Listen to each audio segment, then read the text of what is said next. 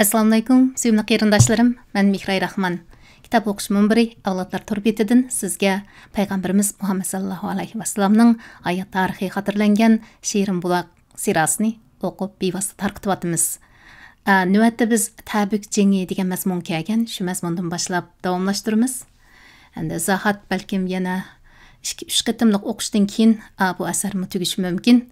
Lekin ba'zi mazmunlarni qisqartqim kelmadi, chunki bu kitap o'qish bo'lgandan keyin biroqlam keyniga chiqqim kelmadi, chunki bizga bu jarayonlar nihoyatda muhim. Shunga ko'pchilikninki charchamay yana davomli oxirgi mazmungacha billa kitap o'qish munbirining bevosita tarqitish sahifasiga nazar tashlashini umid qilamiz. Rahmat qo'llab-quvvatlaganinglarga. Unda boshlaylik. Tabuk jangi.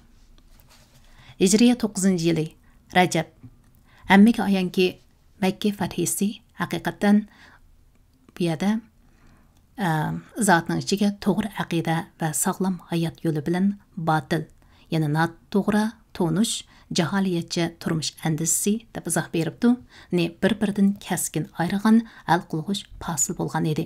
Shundan e'tiboran butun arablarning payg'ambar sallallohu alayhi vasallamning barhaq payg'ambarligiga nisbatan dargumanda bo'lishiga qilcha o'rin qolmagan edi.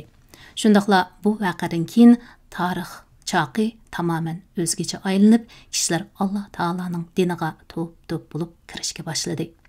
Biz buni asar haqidagi bayonlardan va yana hajjatul vida, ya'ni vidolish haji dagi qatnashchilarning sonidan ko'rib olalaymiz. Ishki qiyinchiliklar tugallikdan musulmonlarning Alloh taolaning shariatini o'rganish va o'rgatish hamda islomiy da'vatni keng qanot yaydirish uchun foydali sharoit hozirlangan edi. Jangning sababi. Afsuski, bu jahon azaldan tinchigan emas.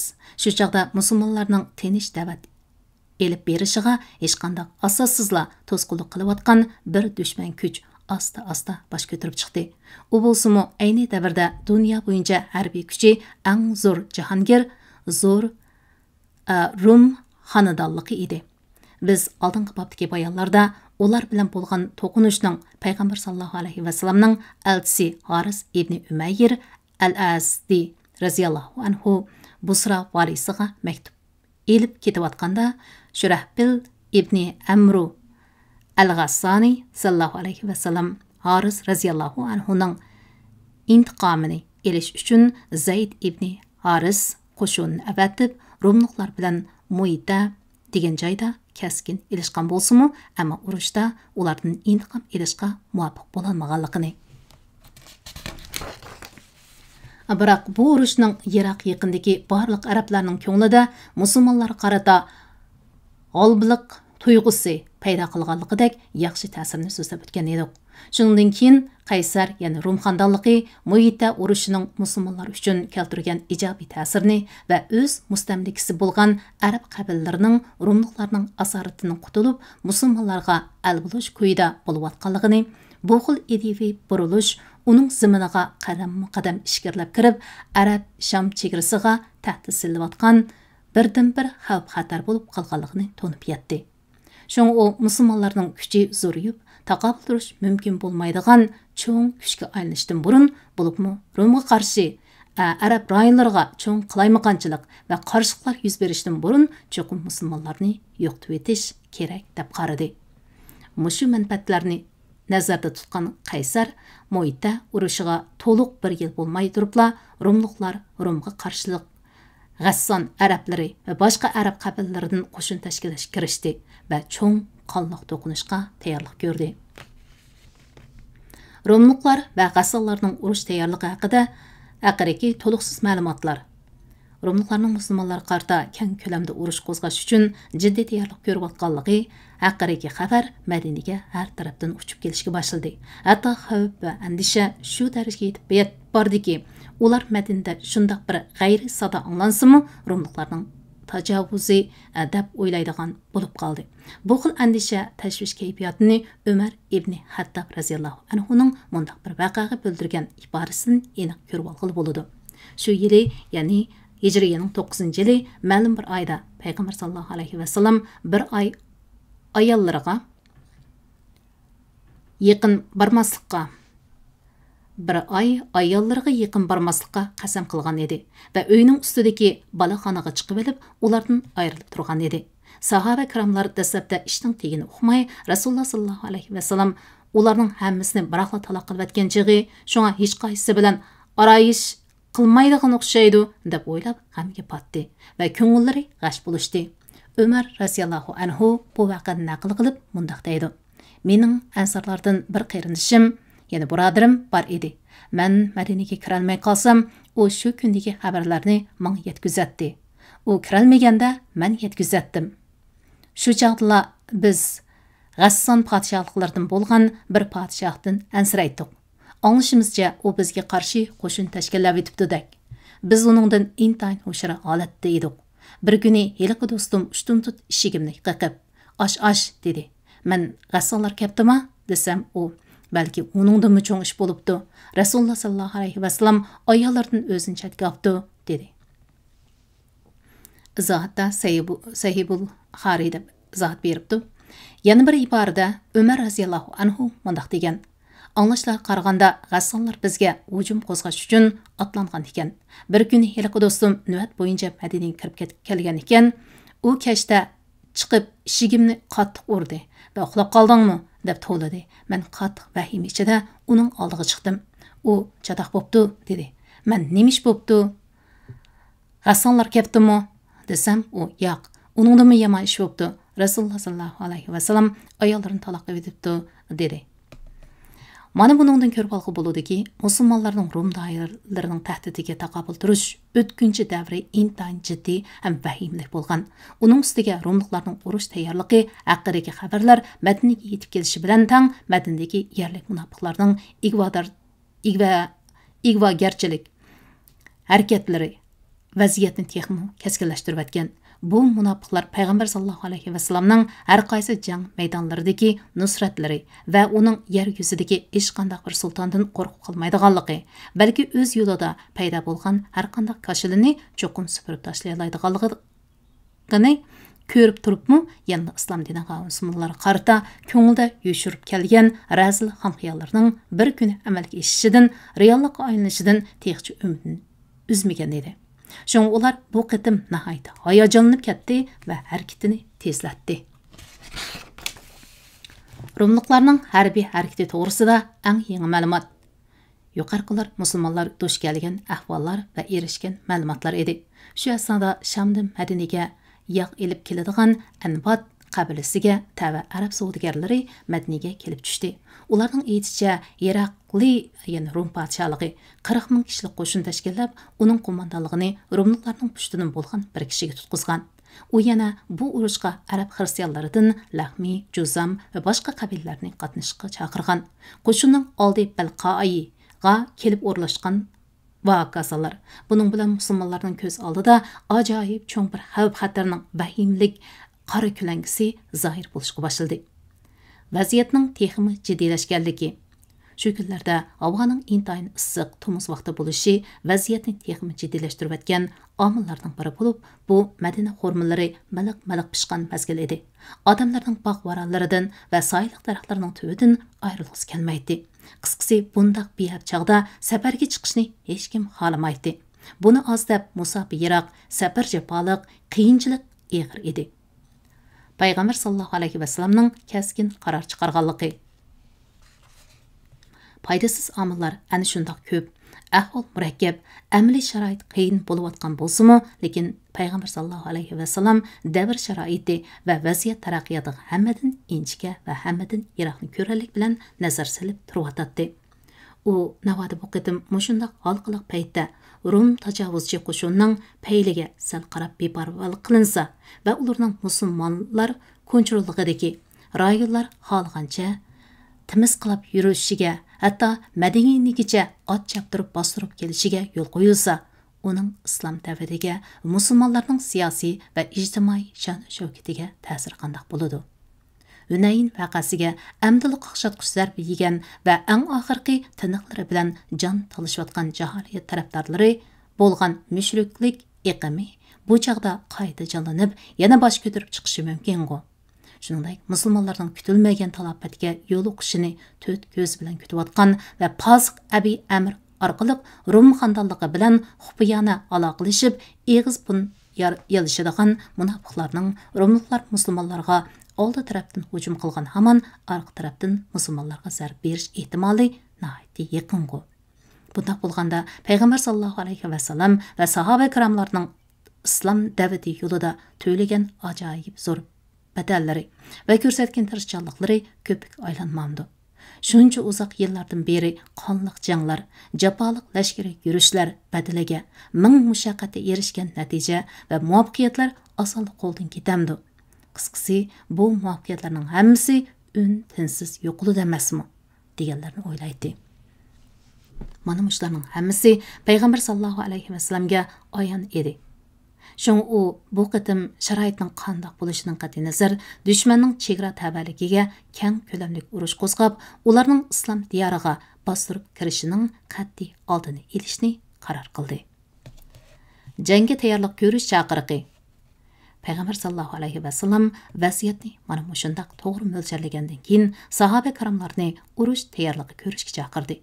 Makka va boshqa arab qabillalariga oram avatib kishilarni safarbar qildi. İlgirki janglarda düşmanga tuydurmasdan yüzsidan jang nishoni oshkorlamaydi. Lekin bu qitim ahvolning jiddiyligi, xavf-xatarning ig'irligini nazarda tutib, Rumliklarga qarshi urush qo'zg'aydiganligini oshkor e'lon qildi va to'liq tayyorlik ko'rib olsin uchun ahvolni aniq uqtirib barliq musulmonlarni jangga chaqirdi. Shu asnoda sura Bar'atning bir qismi nozil bo'lib, musulmonlarning jasoratiga va jangvorlikqa ilhom berildi. Şun bilan bir vaqtda Payg'ambar sallallohu alayhi va sallam ya'ni musulmonlarning bu urushga ko'proq iyoniq berishga, Alloh taolaning yo'lida najor yoki e'tibor demay xayr saxovat qilishga chaqirdi. Musulmonlarning bas-basda jang tayyorligiga atlanganligi. Musulmonlar Payg'ambar sallallohu alayhi va sallamning Rumga qarshi urush chaqiriqini anglagan hamon bas-basda ovoz qo'shdi. Ular qo'lma-qo'l tayyorlik ko'rib, nihoyat tezlikda Madinaga hozir bo'lishdi. Hash-pash deguvchi kishilar har qaysi aymoqlardan tuyaga tayoqlarga minishib, har qaysi ko'cha chegirlarla Madinaga qarab eqishga boshladi. Bu jangdan dillariga munofiq o'rin tushib ketganlardan boshqa 3 nafar kishi bulardan mustasnodir. Bizmi birmi odam o'zini chetga olmadi.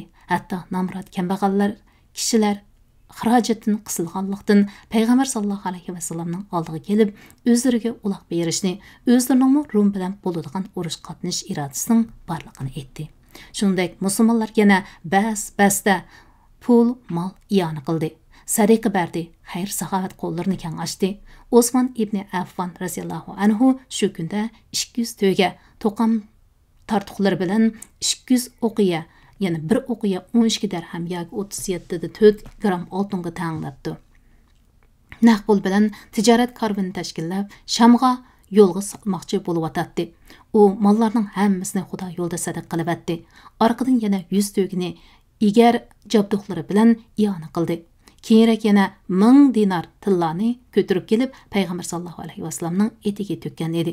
U dinarlarni sharaqlatib, o'ng qo'lidan so'l qo'liga to'kib, bugundan e'tiboran Osman qilib salgan ishlarning uningga hech ziyni bo'lmaydi dedi.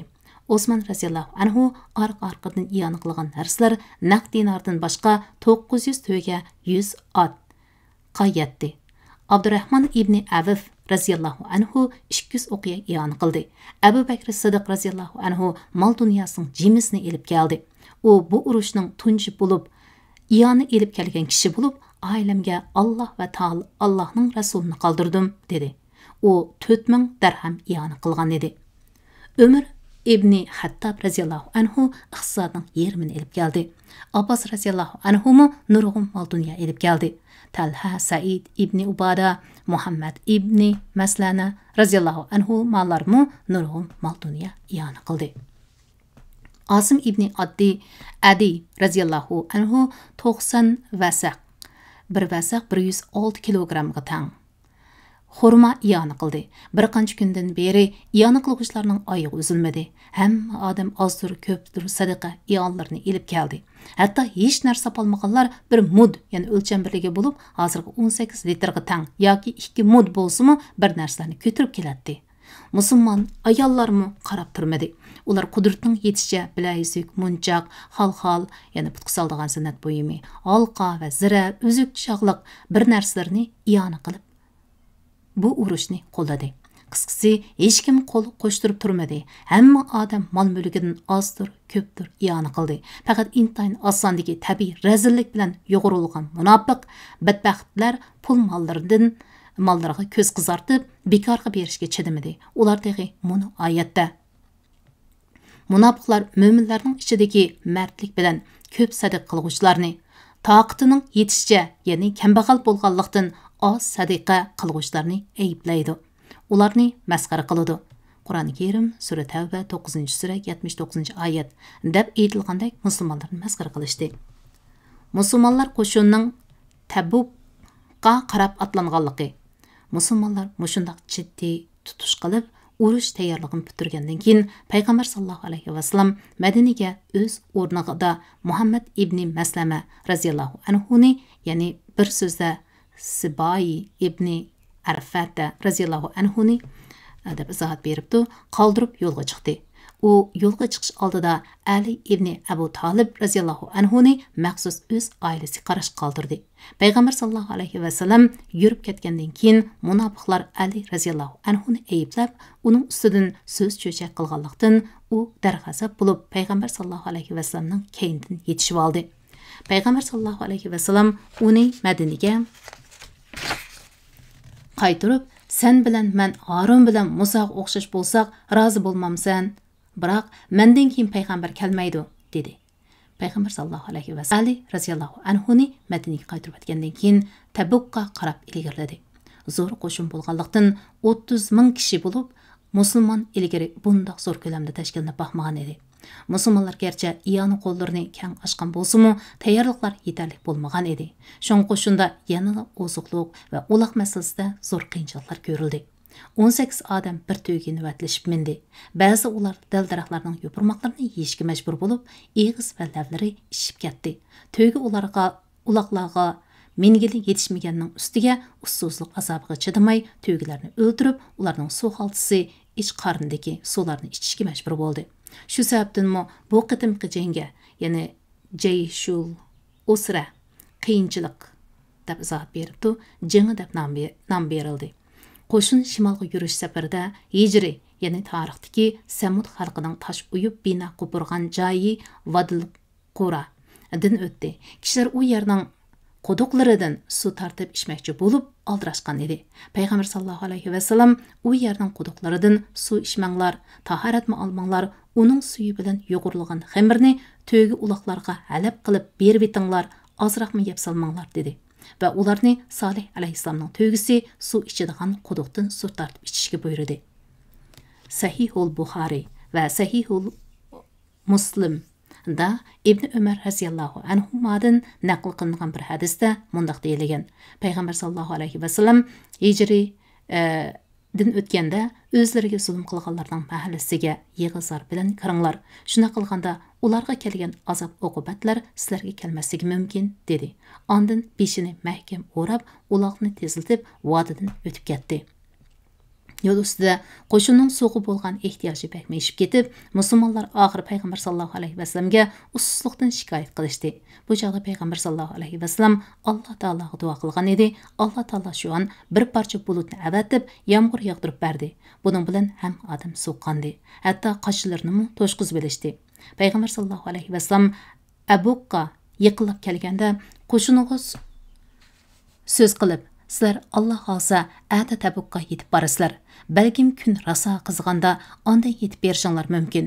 Burun yetib borganlar u yerning suyiga men borgucha qo'l tekizmasin, dedi. Bu hadisni naql qilguvchi Ma'oz radhiyallohu anhu mundaq deydi. Shuning bilan biz atisi Tabuk kentiga yetib bordik.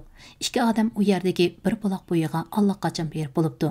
Buloqning suyi nihoyat oz sirg'ib turdi ekan. Rasululloh sallallohu alayhi vasallam ulardan bulaqning suyiga qo'l tekkizdiңlarmi deb so'ragan edi. Ular ha deb javob berdi. Rasululloh sallallohu alayhi vasallam ularga azroq kaydi. Ani heliqi bulaqdan az-azdan uçumlab elib edi. Bir-iki odamning ichishiga yetgudak suv yig'ildi.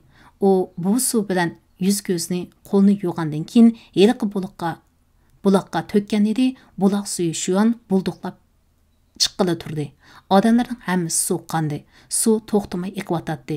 Ondan payg'ambar sallallohu alayhi vasallam: Ma'az, ömrüň yer berse uzoqqa barmay mushu yerlarning bog'u bo'stonlikqa aylanganligini ko'rsan, dedi. Bir kuni yo'l ustida yoki Tabu kentiga yetib borgandan keyinmi rivoyat birdek emas deb izohat beribdi. Payg'ambar sallallohu alayhi vasallam bugun kecha qattiq bo'ron chiqdi. Hech kim o'rnidan turib harakat qilmasin. To'g'isi borlar to'g'isining putini mahkam chetivatsin, dedi. Rasululloh shu kechasi qattiq bo'ron chiqdi. Bir odam o'rnidan turgan ekan, bo'ron uni Taytig'i, ya'ni arablarning qabilasiga o'rlashgan tog'ning nomi tarafga uchirtibdi. Payg'ambar sallallohu alayhi vasallam bu qitimqi safarda yo'l bo'yi namozlarni, peshin bilan asrni, sham bilan xubdanni jami taqdim, ya'ni birini ozroq kechiktirib, yana birini ozroq oldiga surib, birlashtirib o'qish usuli bo'yicha ado qilib mangdi. Musulmonlar qo'shinining Tabukka bargoh qurganligi. Ozroq musofani besib, Tabuk kentiga yetib kelgan musulmonlar qo'shini dushmanning oldini to'sish uchun shu yerga bargoh qurib, urushga tayyorlik ko'rdi. Bu chaqda payg'ambar sallallohu alayhi vasallam qo'shinga nutq so'zlab, ajoyib fasohatlik, lafzi ixcham va mazmuni mo'l so'z iboralar bilan qo'shinni ikki dunyolik, ya'ni baxt saodatning uli bo'lgan bu urushga chaqirdi. Qo'rqinchliqning numusliq oqibatidan va urushdan yoltiyishning bu dunyodagi sharmandachilikdan ogohlantirdi. Jasur va botir bo'lishga undadi. Jasorat bilan urush qilib shahid bo'lganlar oxiratda noil bo'ladigan alohida iltifotlardan xush bishorat yetkazdi. Buning bilan qo'shindagilarning hordiqi chiqib, ruhi ko'tarildi. Oziq түлік yetishmaslik, lashkari aslahalar kamchil bo'lish va yer sharoiti bilan tonishmaslik qatorliq sabablar tufaylidan kelib chiqqan g'am andishlar zoil bo'ldi. Hammalar jo'shqin ruh va jangovar qiyofatga kirdi. Urush qizg'inligi kuchaydi. Ularning hammasi payg'ambar sallallohu alayhi vasallamning so'zi oyoqlashmay turibla, jang maydoni hozir bo'lsa, shu peti urushib shahid bo'lsak deb ketishdi. Ammo Rum doiralari va ularning yollanma ittifoqdoshlari payg'ambar sallallohu alayhi vasallamning qo'shin tortib kelganligini anglagandan keyin vujudiga qo'rqinish olishib sarosimaga tushdi. Ular bostirib kelish u yoqda tursin, qandoq chekinish ko'yga tushdi va tarqab ketish qarorini chiqarib astog'ini chekindi. Buning bilan Tabuk jangi asosiy jihatdan oxirlashdi. Bu urush musulmonlarning yerim orolning ichi va sirtidagi shon shavkatini ilgirkidan hassalab oshirdi. Әмді әр қандақ бір düşman күш musulmonlarning lashkari kuchini sal chag'ilmaydigan bo'ldi. Musulmonlar bu qitimqi yurish orqali qonliq elish bilanmi qo'lga kelishi tasga to'xtaydigan g'oyat zo'r siyosiy va ijtimoiy muvaffaqiyatlarga erishdi. Alayli Ayla hokimi Yuhanna ibn Ruba o'z ixtiyorligi bilan kelib payg'ambar sallallohu alayhi vasallam bilan boj, xarajat, ya'ni xizya topshirish va asli o'rnini saqlab qilish to'xtamini imzoladi. Orqadan Jarba va Azru vakillari kelib payg'ambar sallallohu alayhi vasallamga boj xaraj topshirilganligini bildirishdi. Payg'ambar sallallohu alayhi vasallam bir parcha maktub yozib, bir nusxasini ularga berdi va payg'ambar sallallohu alayhi vasallam Ayla hokimiga mundaq yozgan edi. Nəhayət şəfqətli və mehribon Allah'ın ismi bilan başlayman. Bu Allah və Allah'ın elçisi Muhammed tərəfindən Ayla hakimi Yuhanna və onun xalqiga berilgan amanlıq məktubudur.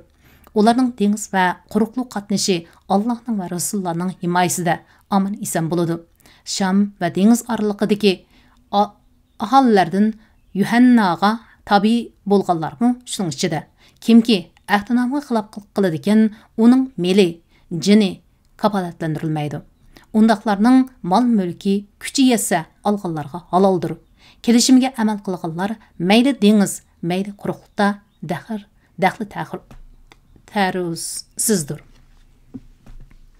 Payg'ambar sallallohu alayhi vasallam Tabukda turib atgan mezgilda Xolid ibn Valid raziyallohu anhuni 420 otliq bilan Dumatul Jandalning hokimi Ukaydir degan kishini tutib kelishga avatdi. Payg'ambar sallallohu alayhi vasallam Xolid radhiyallohu anhuga sen uni ovlayotgan yerdan topsan degan edi. Xolid radhiyallohu anhu yetib kelib uning qurg'indan ko'z yetim yiroqlikda kuzatib turdi. Bir chaqda bir yava kala kelib uning qasrining darvozasiga usishga boshladi. Ukaydir buni tuyib kalni ovlig'ili chiqdi. Kecha bakmu yo'ruq aydin edi. Shuning bilan Xolid radhiyallohu anhu uni tutib olib payg'ambar sallallohu alayhi vasallamning oldiga elib keldi. Payg'ambar sallallohu alayhi vasallam uning qinidan kashdi va uning musulmonlarga 2000 to'yga 800 to'yak qo'y, 400 savut, 400 nayz topshirdiganligi haqida kelishim imzoladi. Ukaydir bosh topshirishga qoyil bo'ldi. Shuning bilan payg'ambar sallallohu alayhi vasallam uningga Yuhannaga yezib bergandek Davma, Tabuk, Ayla va Tayma qatorida omonlik maktubini yezib berdi.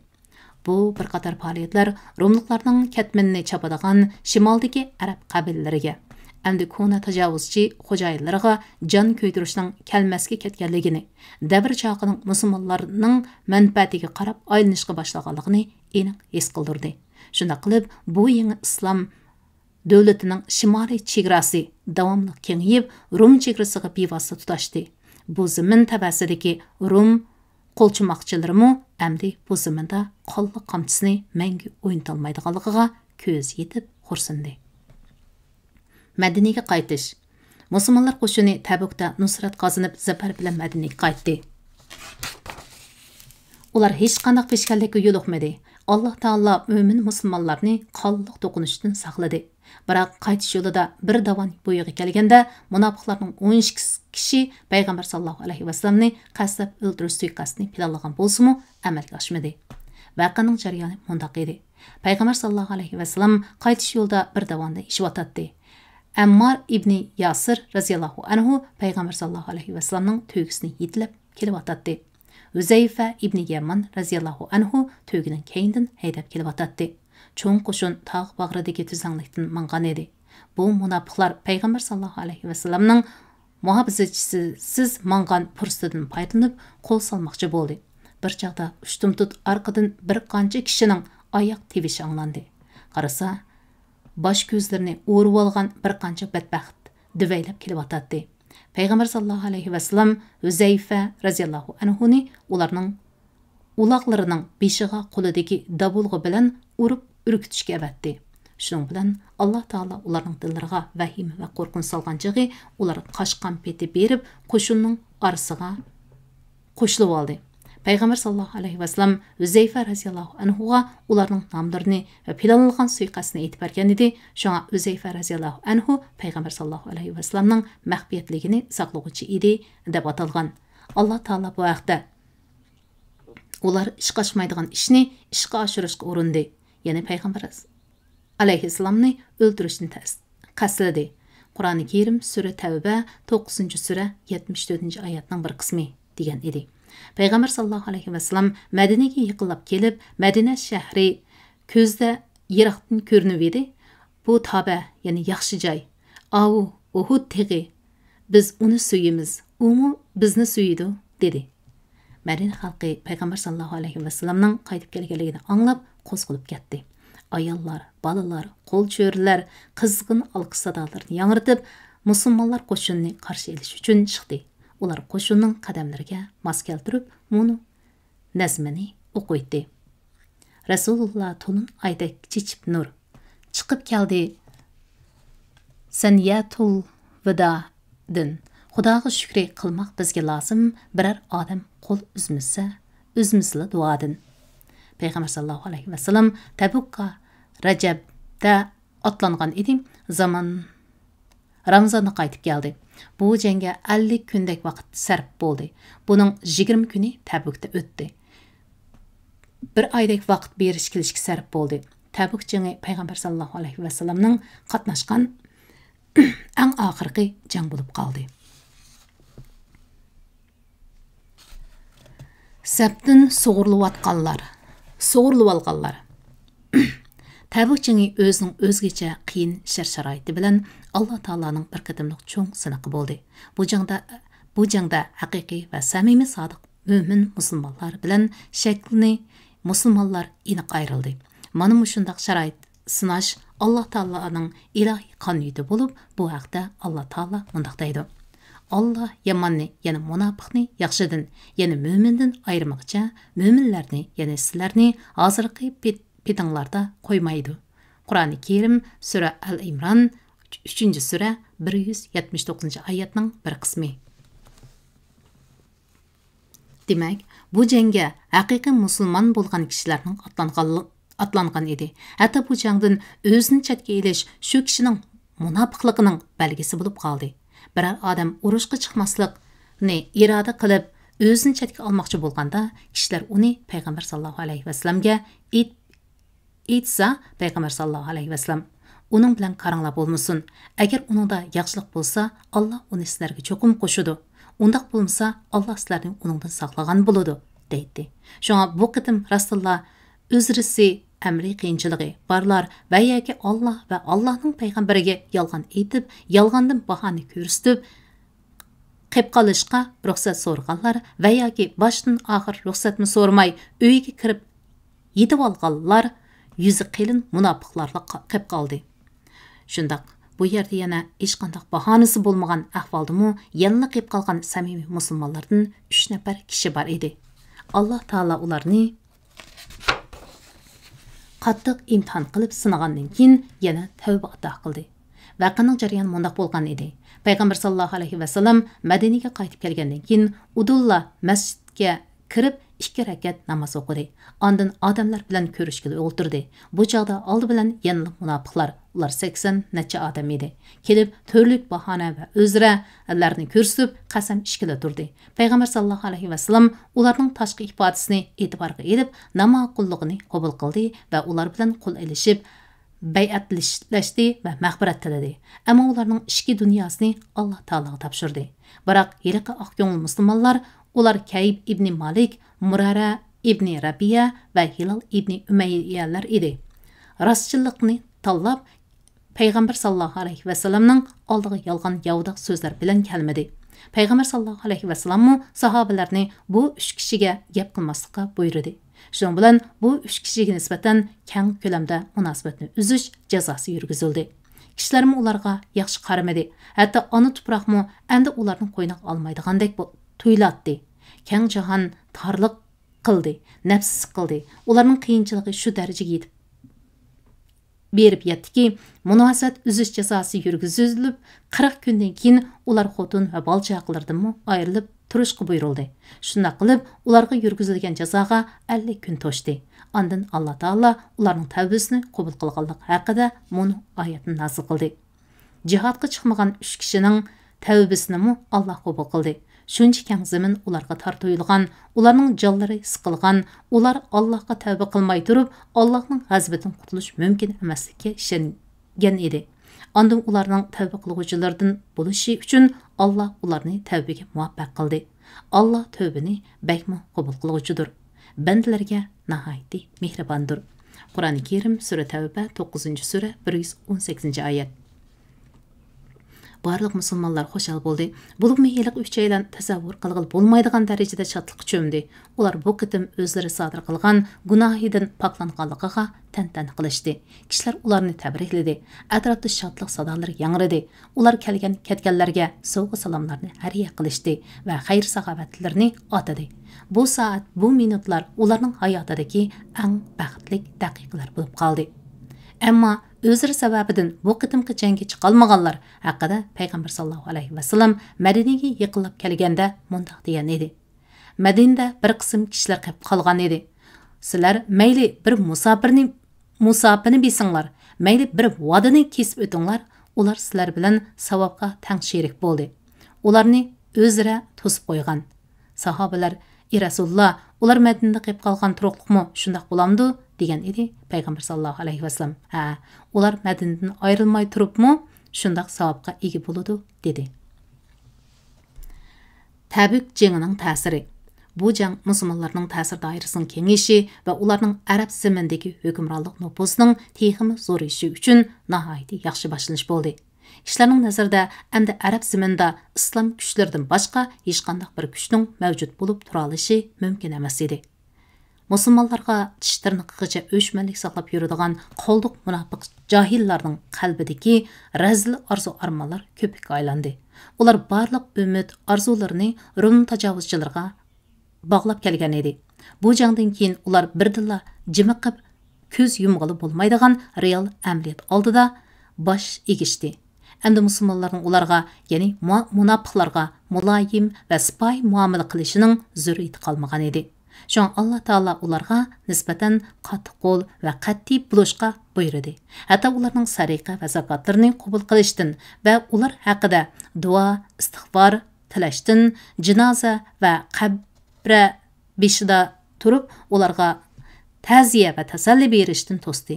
Masjid nomida bino qilib olgan yiliqi suiqas va fitna fasod uvusi çup taşlandı ve muşu haqda bir qancha ayet nazil bo'lib, ularning savasi, rasvasi chiqdi.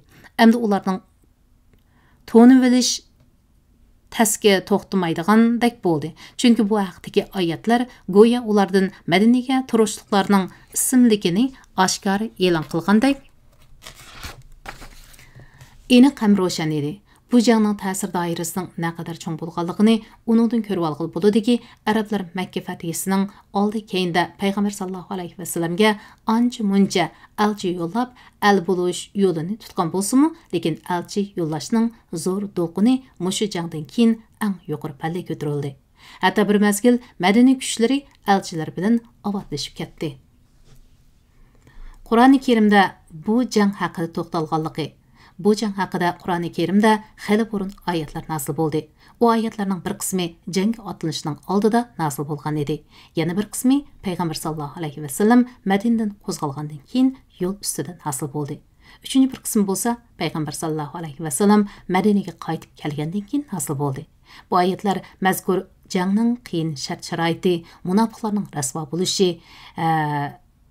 shuningdek jangga amaliy qatnashgan va yoki ma'lum sabablar tufayli Madinada qolib qolgan oq ko'ngil mo'min musulmonlarning tavbasining maqbul bo'lganligi qatorliq mazmunlarni o'z ichiga oladi.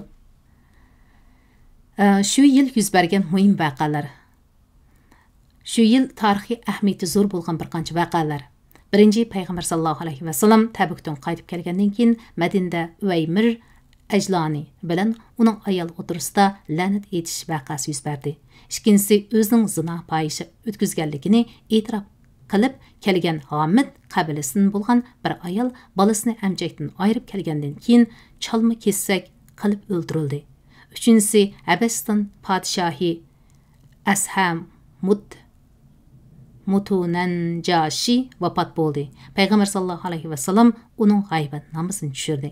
Dördüncüsü Peygamber sallallahu aleyhi ve sellem'nin Osman ibn Affan raziyallahu anhu'dan kızı Ummu Kulsum raziyallahu anha vafot bo'ldi. Peygamber sallallahu aleyhi ve sellem uningga qattiq qayg'urdi va Osman raziyallahu anhuga agar yenimda üçüncü bir qizim bo'lgan bo'lsa, uni albatta yana sana yatli qilgan bo'lardim dedi. Beshinchisi Peygamber sallallahu aleyhi ve sellem Tabukdan qaytib kelgandan keyin munofiqlarning katabeshi Abdullah ibn Ubay ibn Salul o'ldi. Payg'ambar sallallohu alayhi vasallam uningga mag'firat tiladi va Umar radhiyallohu anhuning to'sib qarshi turg'uniga qaramay uning meyit namusini tushirdi. Keyin Qur'oni Karimda Umar radhiyallohu anhuning irodasini qo'llagan oyat nazil bo'ldi.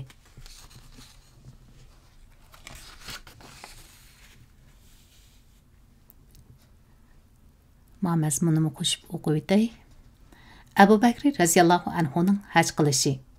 Shu yili, ya'ni Hijriyaning 9-yili Zulqayda yoki Zulhajjada payg'ambar sallallohu alayhi vasallam musulmonlarning haj faoliyatiga yetakchilik qilish uchun Abu Bakr raziyallohu anhuni haj amr qilib avatdi. Abu Bakr raziyallohu anhu yo'lga chiqib bo'lgandan keyin mushriklar bilan bo'lgan barliq ahd kelishimlarni amaldan qoldirish va uni keng avomga oshkor jakarlash to'g'risida sura Baroatning bosh qismi nazil bo'lg'ashqa payg'ambar sallallohu alayhi vasallam arablarning an'anaviy odati bo'yicha qon qisos va iqtisodiy to'xtamlarni amaldan qoldirishdagi jakar va nomalarni shu jamatdan bir kishi bevosita yetkazish qoidasiga asosan Ali ibn Abu Talib radhiyallohu anhuni maxsus bu jakarnomani yetkazishga avatdi. Ali radhiyallohu anhu buyruqi binoan otlanib Araj yoki Zayjnon degan joyda Abu Bakr radhiyallohu anhu bilan uchrashdi. Abu Bakr radhiyallohu anhu amirmu yoki Maymurmu deb so'raganda Ali radhiyallohu anhu yo'qsu albatta Maymur dedi. Onda ikkilan birlikda Makkaga keldi. Abu Bakr radhiyallohu anhu kishilarning haj ibodatiga yetakchilik qildi. Nahir kuni, ya'ni Zulhajjaning 10-kuni, Eid kuni. Bo'lib edi Ali radhiyallohu anhu Minodan jamrat yinida turib kishilarga payg'ambar sallallohu alayhi vasallamning farmonini jakoldi va orada ahdnoma bor taraflarga musulmon bilan bitilgan ahdi kelishimlarning amaldan qoldirilganligini uqtirdi va ularga 4 oy muhlat berdi. Shunday orada ahda kelishim bo'lganlarga 4 oy muhlat berildi. Ammo musulmonlar bilan tuzgan kelishimlarga amal qilgan va musulmonlarga qarshi dushman kuchlarni qo'llash tarafdori bo'lmaganlarning ahdi kelishimlari asli belgilangan muddatga qadar kuchga ega qilib qoldirildi. Abu Bakr yana maxsus jakarchilarni avatib kishilar orasida bu yildan e'tiboran mushriklarning haj qilishi va yalang'ochlarning Baytullohni tavob qilishi qat'iy man'iy qilindi deb jakarlatqizdi. Bu jakarnoma Arab yerim oralida mushriklikka xotim berilganligini va uning amdi kelmasga ketganligini uqtirdi. Janglarga nazar. Payg'ambar sallallohu alayhi vasallam tashkillagan janglarda avatgan qo'shin va lashkariy yurishlarga nazar soladigan bo'lsak, biz va bizdan boshqa urush vaziyatiga, urushning ta'siri va orq ko'rinishlaridan to'g'ri fikr qilish ilmiy yakun chiqara oladigan har qanday bir aql egisi payg'ambar sallallohu alayhi vasallamni payg'ambarlik va elchilik bobida eng ulug', eng katta payg'ambar bo'lgandek siyosiy soharimu dunyo tarixidagi eng qobil, eng jasoratli harbiy olim, yuksak fan-farosatlik siyosiyun va tangdishi yo'q ulug' shaxs deb e'tirof qilmay tura olmaydi. Alayli, payg'ambar sallallohu alayhi vasallam qaysi bir jangga otlanmasin, u cho'qim yuksak fan-farosat, tavratmas jasorat, dono tadbir bilan dal vaqtida eng muvofiq paytda otlangan. Şoň o qo'shinlarni safarbar qilish, strategik muhim nishonlarni bekitish, zarba berishga qulay o'rin, afzal sharoitlardan oldin egallash va jang vaziyatini paytliq tarafga burash qatorliq jihatlarda dono tadbir qo'llanib, qilchi behasatlik qilmaganligi uchun hech qanday jangda mag'lub bo'lgani yo'q. U shu sahalarning hammasida o'zining o'zgacha siyosiy va harbiy ilmga ega ekanligini, harbiy ishlarda dunyoda tangdishi yo'q shaxs ekanligini isbotladi. Uhud jangi va Unayn jangida yuz bergan qisman strategiyalar bo'lsa, qo'shinning qisman a'zolaridagi ojizlikning, masalan, Unayn jangidagi fojiaga o'xshash yoki qo'shindagi ayrim kishilarning buyruqqa bo'ysunmaganlik, ya'ni Uhud jangidiga o'xshash va yoki lashkariy amr farmonlarga ig'ir xiloflik qilganligidan kelib chiqdi.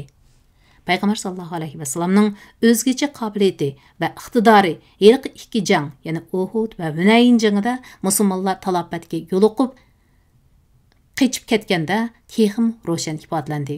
Oldingi safda tavranmay mustahkam turib, o'zining o'zgacha dono tadbiri bilan dushmanning qo'rshab yo'qotish planini bitchit qildi. Masalan, Uhud jangida yoki bo'lmasa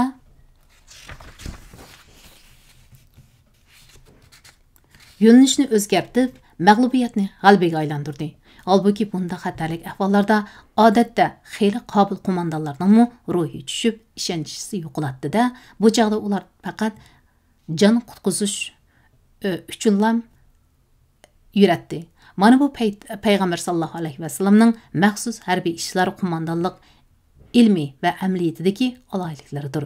Boshqa taraflarni olsak, payg'ambar sallallohu alayhi vasallam bu janglar orqali omonlik va tinchlik o'rnatdi. Fitna basat yuchuqlarni atdi. Islom dini bilan mushriklik o'tirsidagi kurashda dushmanning haybasini yerga urib, ularning tinchlik kelishimi ustiliga so'rab keldi va to'salg'ularni yengib, yo'lni ravolashtirib, madadga, da'vatga so'rin hozirladi. Payg'ambar sallallohu alayhi vasallam bu jarayonda yana zo'r bir turkum qobiliyatli harbiy qo'mondonlar va siyosatlarni yetishtirib chiqdi. Ular keyingi kunlarda Iroq va Sham jang maydonlaridagi Paris va Rum lashkarlari bilan bo'lgan urushda jang tadbiri va urush vaziyatini to'g'ri mo'ljarlab, jasur irodasi va o'zlarining alohida iqtidori bilan dushmanni mutlaq ustunlik bilan yengib, ularni uy, makon, yer zamin, bog' varallardan ayirdi. Shuningdek, u yana bu janglar orqali musulmonlarni zo'ri bo'lgan turalg'u joy, terilg'u yer va hunar kasb qatorlarga ega qilgandan sirt, pul mol va uy makonlaridan ayrilib kelgan musofirlar masalasini obdan hal qildi. Ang muhimi, Payg'ambar sallallohu alayhi vasallam jaholiyat davridagi begona qon to'kilishga sabab bo'ladigan cho'ng kichik urushlarning nishon maqsadini o'zgartdi. Bu urushlar əmdi Allah Taala'nın ziminni aldamçılıq, xiyonatkorlik, isyonkorlik, zulm va zo'ravonlikdan tozalab, muqimlik, tinchlik, mehr, muhabbat va adl va adolatni ishga oshirish va kishilik qimmatga hurmat qilish, kishilik qadr-qimmatga, odamgarchiliklarga rioya qilish uchun kurash qilishga o'zgartgan edi. Shuningdek, Payg'ambar sallallohu alayhi vasallam yana mushu jarayonda urush va jang maydoniga oid bir qator qoida nizomlarni o'zgartdi.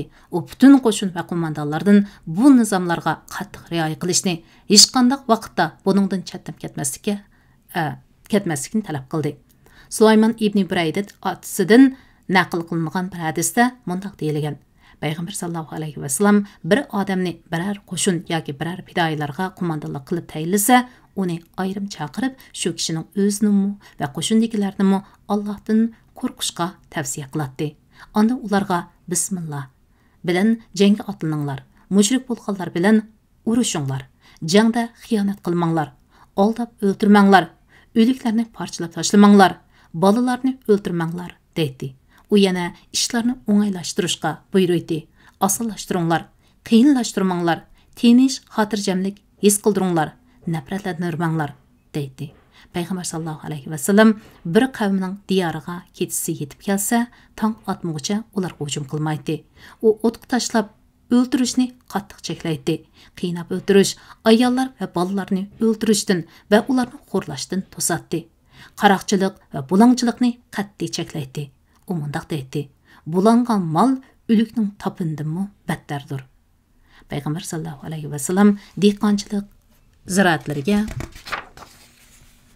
buzg'unchilik qilish, chorva mollarini o'ltirib o'tish, dal-daraxt, o'rmon, bo'stonlarni kesib tashlashdan to'satdi. Biroq qattiq muhtoj bo'lib, boshqa chiqish yo'li bo'lmasa, u buningdan mustasno edi. Payg'ambar sallallohu alayhi vasallam Makkani fath qilganda mundaq farmon tushirgan: Yardorlarga to'pilab uval qilmanglar, qochqonlarni qo'g'lamanglar, asirlarni o'ltirmanglar. U elchini o'ltirmaslik qoidasiga boshdan oxiri qat'iy amal qilgan. Zimmini o'ltirishdan cheklab farmon chiqargan. Zimmi deganimiz o'z dinda qilish badaliga islom hukumatiga bosh topshirishga ahd tuzishganlarni zimmi deb ataydi ekanmiz. Ni o'ltirishdan cheklab farmon chiqargan. U mundaq degan: kimki zimmini o'ltirsa, u jannatning hididanmi puriyolmaydi. Halbuki jannatning hidi 40 yillik musofirdan kelib turadi. Payg'ambar sallallohu alayhi vasallam mana shunday odil va ulug'vor qoida nizomlarni o'rnatish orqali islomdagi urushni va jang saflarini jaholiyatning nopok kir dog'laridan toslab muqaddas o'ringa ega qildi.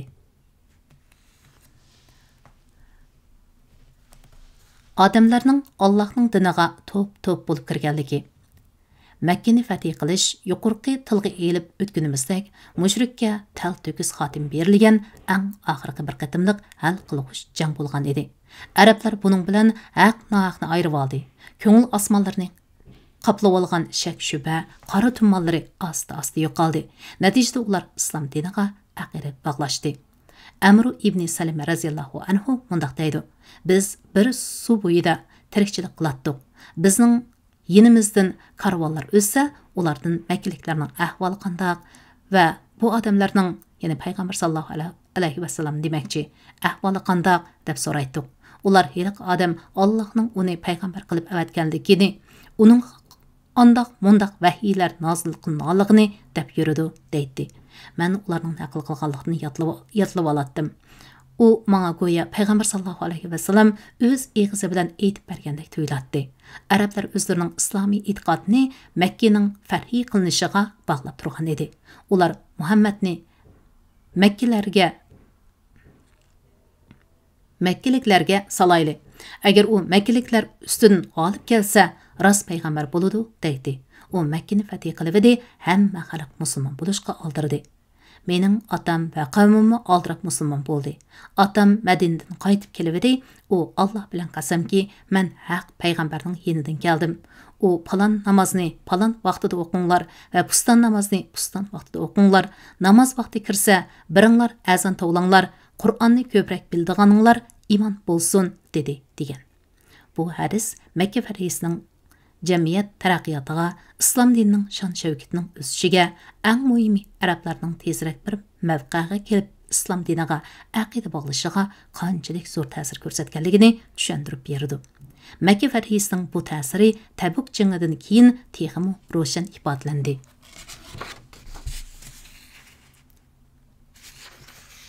Biz mushu 2 hijriyaning 9-10 yili Madinaga üzülmay elchilar kelib ketib turganligini, kishilarning Allohning diniga to'p-to'p bo'lib kirganligini ko'ramiz. Amaliy bir misolni olsak, Makkani fath qilishda musulmonlar qo'shinining umumiy soni 10 ming kishi atrofida edi. Uningga to'liq bir yil bo'lmay turibla Tabuk jangida musulmonlar qo'shinining umumiy soni 30 mingdan eshib ketdi.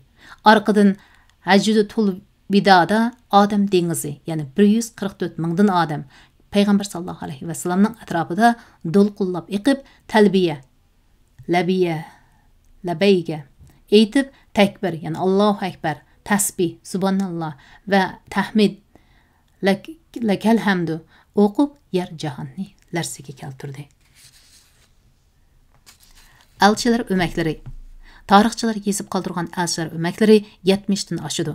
Ammo biz bu yerda faqat tarixiy ahamiyati zo'r va ijtimoiy ta'siri kuchli bo'lgan bir qism elchilar o'maklarining ahvolini tilga olib o'tamiz. Ko'p qism qabila va aymoqlarning elchilari garchi Makka fathidan keyin kelgan bo'lsa-mu, lekin ayrim qabilalar xalqining elchilari Makka fathidan ilgari kelganligi va kitobxonlarning esida bo'lishi mumkin. Birinchisi Abdul Qays elchiligi. Bu qabilaning elchiligi 2 qitim kelgan. Birinchi qitim Hijriyaning 5-yili bir sal oldiroq sonliq bilan kelgan. Uning jarayoni mundaq. Abdul Qays qabilasidan Mutqiz ibn Habban ismli bir kishi Madinaga tijorat bilan kelib ketib turadi. U payg'ambar sallallohu alayhi vasallam Madinaga qadam tashrif qilgandan keyin kelib turdi va islom dini bilan tonishib, uning musharraf bo'ldi va payg'ambar sallallohu alayhi vasallamning uning qavmiga yozgan qiytini elib borgan edi. Ular musulmon bo'ldi va harom oylarning birida 13 yoki 14 kishilik elchi tashkillab Madinaga avatdi. Bu qitim ular payg'ambar sallallohu alayhi vasallamdan iymon, islom va yemak ichmak to'g'risida savol so'radi. Ularning boshlig'i Ashaj Asari degan kishi haqida payg'ambar sallallohu alayhi vasallam senda Alloh va Allohning payg'ambari yoqtiradigan 2 xislat bor ekan, u bo'lsa muloyimlik va tamkinlik degan edi. Bu qabilaning 2-chi qitim elchi avatgan vaqti keyingi elchilar, ya'ni Hijriyaning 10-yiliga to'g'ri keladi. Ularning bu qitim avatgan elchilarning soni 40 odam edi. Elchilar ichida Jarud ibn ul Abdi degan bir kishi bor bo'lib, u aslida xristian diniga e'tiqod qiladi. U bu qitim iymon etib, nayt ixlosmand musulmonlardan bo'lib ketdi. Ikkinchisi Darus elchilari. Bu qabilaning rasmiy al bo'lib, elchi avatgan vaqti Hijriyaning 7-yili. Yil 5, ya'ni payg'ambar sallallohu alayhi vasallamning Haybardagi vaqtiga to'g'ri keladi. Kitabımızın beşida şu qabiladagi Tufayl ibn Amru ad-Dawasi degan bir kishining payg'ambar sallallohu alayhi vasallamning Makkadagi chig'itla musulmon bo'lganligi va uning musulmon bo'lganligi Makkadan zo'r qo'l qo'zg'alligini so'zlab o'tgan edik. Va shu chig'itla o'z yurtiga qaytib xalqni izchil islomga da'vat qilgan bo'lsa-mu, ular Tufaylning chaqirig'iga ovoz qo'shmagan. Shuning bilan Tufayl raziyallohu anhu ulardan umidsizlanib payg'ambar sallallohu alayhi vasallamning qishig'iga kelib, Davs xalqiga duo qilishni ötünген. Peygamber sallallahu aleyhi ve sellem Allah Davs xalqiga hidoyat qilgin deb duo qilgan. Aradan bir necha yil o'tgandan keyin Davs xalqi to'liq musulmon bo'lgan. Tufayl radhiyallohu anhu o'z xalqiga 70 yoki 80 uylik odamni boshlab Hijrining 7-yili bahorda Madinaga elchi bo'lib keldi. Ondan Peygamber sallallahu aleyhi ve sellemning Jaybar urushida chiqib ketganligini o'qib, Peygamber sallallahu aleyhi ve sellemning keynidan Jaybarga berib, u yerda Peygamber sallallahu aleyhi ve sellem bilan uchrashdi.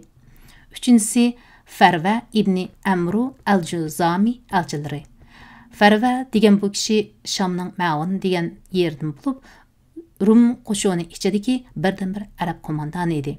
Qo'shimcha Rum ishg'oliyatidagi arab zaminida qo'rchoq baş ma'mur edi. U oldin qitim musulmonlarning Hijrining 8-yildagi Mu'atta urushida ko'rsatgan ajoyib qahramonliklari va o'limdan qo'rqmas jasoratini o'z ko'zi bilan ko'rib, qattiq ta'sirlangan va musulmon bo'lgan edi.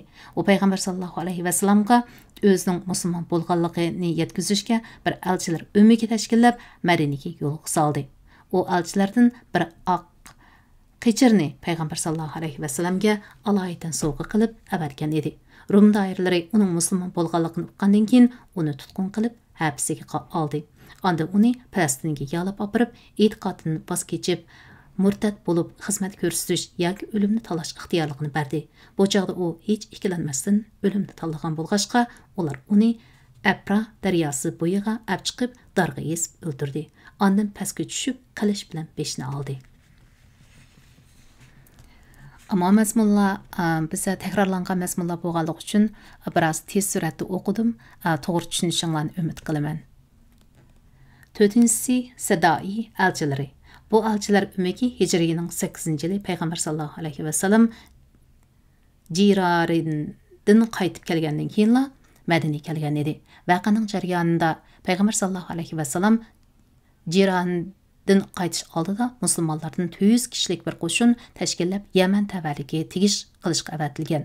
Buning ichida Sadai degan joy bor edi. Qo'shin otlanib shu tarafdan bir kanalning beshiga kelib tushib, u yerga bargoh qurib turganda shu qabilaning boshlig'i Zayd ibn Haris Sadai buningdan xabar tepib, kechalab yo'l yurib Peygamber sallallohu alayhi ve sellemning qishig'i keldi va Peygamber sallallohu alayhi ve sellemga "Men sana o'z xalqimga vakolatan elchi bo'lib keldim. Qo'shinni qaytirib kelsang, men xalqimga vakolatan sana el bo'lishga kepil bo'lsam" deb berdi. Shuning bilan Peygamber sallallohu alayhi ve sellem qo'shinni shu yerdanla qaytishga buyruq qilib odam avatdi. Zayd ibn Haris Saidi qaytib ketib, xalqni Peygamber sallallohu alayhi ve sellemga el bo'lishga chaqirdi. Natijada Peygamber sallallohu alayhi ve sellem Jirandan qaytib kelishi bilanla bu qabiladan 15 odam tashkillanib kelib, Peygamber sallallohu alayhi ve sellemga bay'at berishdi. Ondan qaytib ketib, o'z xalqini islomga da'vat qilishdi.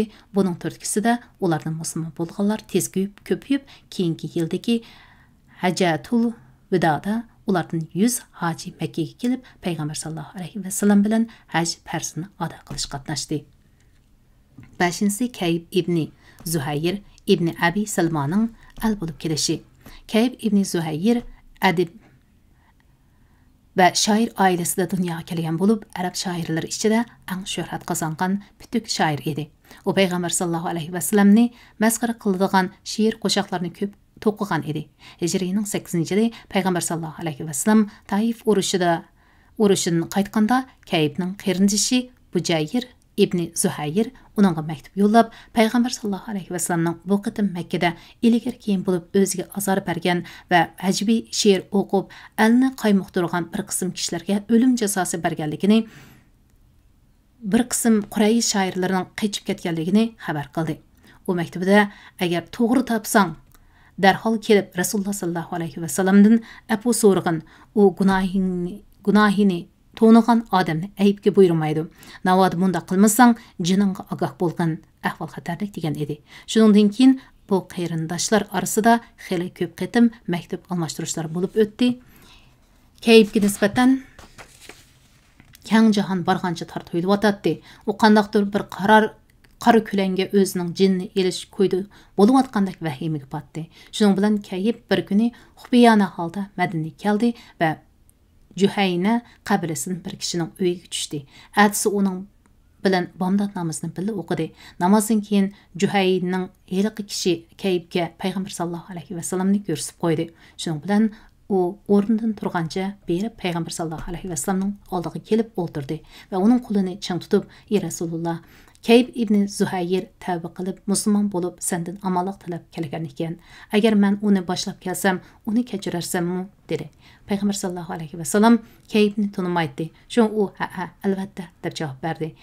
Kayb ibn Zuhayr degan men bo'laman. Meni afu qilsizlar degan edi. Ansarlardan bir kishi o'rnidan turib, uning beshini elishga ruxsat so'radi. Payg'ambar sallallohu alayhi vasallam uningga turib turgan, u o'tmishiga pushaymon qilib kepti dedi. U chaqda Kayib o'zining Judoliq nomli mashhur she'rini o'qidi. Bu she'rning tunji misrasi mundaq boshlangan edi. Suat yardan ayrilib qalbim bugun jarohat, parvona man xaruzarman, ishqingda shu harorat. Juda bo'lgan tangida shu at yarim meningdin, xumar ko'zlik shu kiyik kabi shundoq nazokat. Kayb ibn Zuhayr she'rida yana payg'ambar sallallohu alayhi vasallamga namaqul bo'lganligini ifodalab mundaq yozgan. "Uqsam menga payg'ambar qat'iy o'lim buyuribdi. Umidim bor apudan qilar menga inoyat. Qiling ta'xir payg'ambar, Qur'on sizga iltifot va nasihat. Unda bor musulmonga hidoyat. Tutmang meni oldirab chiqimchilar payladin. Gunohim yo'q ancha ko'p, jiq bo'lganqa shikoyat. Ko'rdim va men angladim, men shukam turgan joyda, agar tursa pur quvvat, pil ko'rsatib jasorat. Titrab ketar jaqildab, jon manidan aymanib, faqat olsa payg'ambar uni qo'llab himoyat. O'ng qo'limni qo'ydim men bay'at uchun alguva, vaid vapa mardturman, gapim gaptur inobat." Rasululloh oldida katta meni surbesib, so'zlab etib titrayman, javobimchu jinoyat. Go'yo xavfi yo'lbosining manga tushdi dashta, yoki yalmovuz quli qamal soldi bir hayvat. Kayb yana payg'ambar sallallohu alayhi vasallamni madhiyalab mundaq degan. Rasululloh to'lin ay nur chaqnitar yaltirab, o'tkir shamshar yovg'a u yog'dirardur talafat. Kayb she'rda muhojirlarni madhiyalagan va ansarlarga til uzatdi. Chunki heliq kuni bir ansari uni o'ldirishga ruxsat so'ragan edi, ammo muhojirlardan g'ayri fikr chiqmagan edi. Shunga u salma qadam mangarlar jangohga u kirganda qora tanbil yov qilish ursa tegmas karomat. Oltinchisi Bani Uzra elchilari. Bani Uzra elchilari bular Hijriyaning 9-yili safar edi kelgan. Ular 12 odam edi.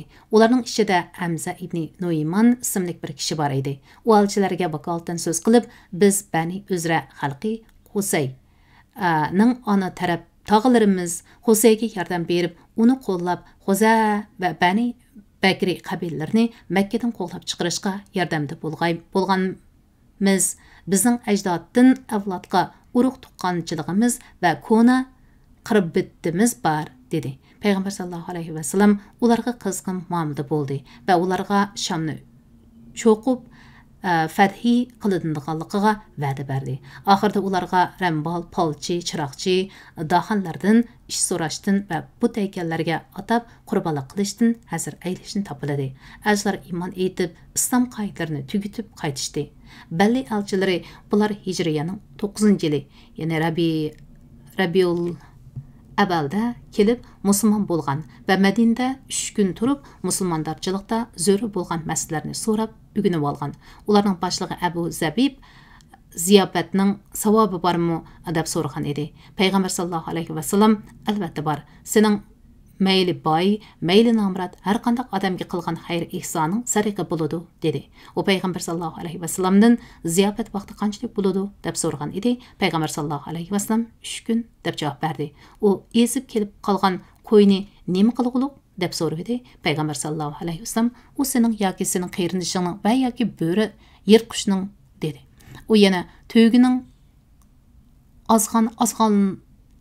tozg'anlaricha deb so'radi payg'ambar sallallohu alayhi vasallam.